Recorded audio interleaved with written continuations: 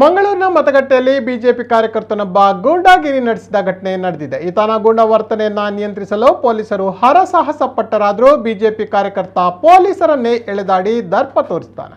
ಮಂಗಳೂರಿನ ಕಪಿತಾನಿಯೋ ಮತಗಟ್ಟೆ ಬಳಿ ಈ ಘಟನೆ ನಡೆದಿದ್ದು, ಕಾಂಗ್ರೆಸ್ ಅಭ್ಯರ್ಥಿ ಪದ್ಮರಾಜ್ ಅವರು ಮತ ಚಲಾಯಿಸಲು ಬಂದಾಗ ಈ ಘಟನೆ ನಡೆದಿದೆ. ಪದ್ಮರಾಜ್ ಅವರು ಮಾಧ್ಯಮಗಳ ಜೊತೆ ಮಾತನಾಡುತ್ತಿದ್ದಾಗ ಅಲ್ಲಿಗೆ ಬಂದ ಸಂದೀಪ್ ಪೆಕ್ಕೂರಿ ಎಂಬ ಬಿಜೆಪಿ ಕಾರ್ಯಕರ್ತ ತನ್ನ ಗೂಂಡಾ ವರ್ತನೆಯನ್ನ ತೋರಿಸಿದ್ದಾನೆ. ಇದನ್ನ ಚಿತ್ರೀಕರಣ ಮಾಡಿದ್ದ ಮಾಧ್ಯಮದವರ ಮೇಲೂ ಗೂಂಡಾಗಿರಿ ತೋರಿಸಿದ್ದಾನೆ.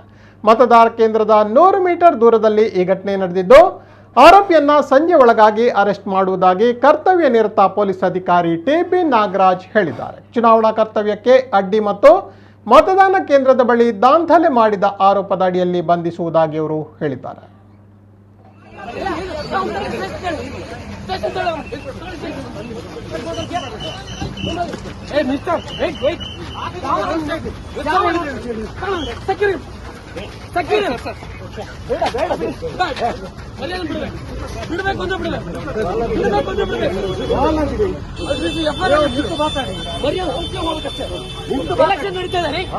ಎಲೆಕ್ಷನ್ ನಡೀತಾ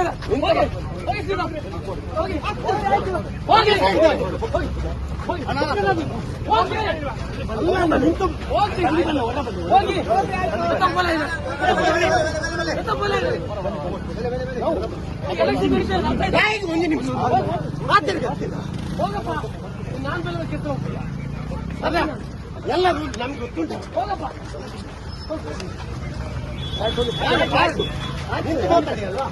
ವಾಯ್ಸ್ ರೈಸ್ ಮಾಡಿ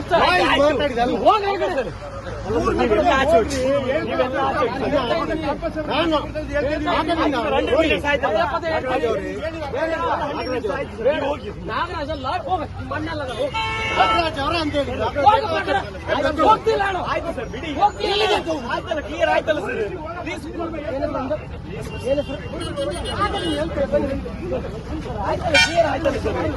ಕ್ಲಿಯರ್ ಆಯ್ತಲ್ಲ ಸರ್ ಓದಿ ಕರ್ಕೊಂಡು ಹೋಗಿ ಕಮೆಂಟ್ಸ್ ಆಗಿದೆ ಒಳಗಡೆ ಆಯ್ತು. ಇವಾಗ ಅದು ನಾನು ಲೀಗಲಿ ತೋರಿಸ್ತೀನಿ. ನಾನು ಲೀಗಲಿ ತೋರಿಸ್ತೀನಿ. ಲೀಗಲ್ ಇದೆ ತೋರಿಸ್ತೀನಿ. ಮತ್ತೆ ಇಲ್ಲಿ ಪಕ್ಕ ನೋಡಿದ್ರೆ ಆಯ್ತು ಬರ್ತೀನಿ. ಹೋಗ ಮನೆ ಹತ್ರ ಬರ್ತೀನಿ. ಹೋಗ ಕೇಸ್ ರಿಸೀವ್ ಮಾಡಿ ಬರ್ತೀನಿ. ಹೋಗ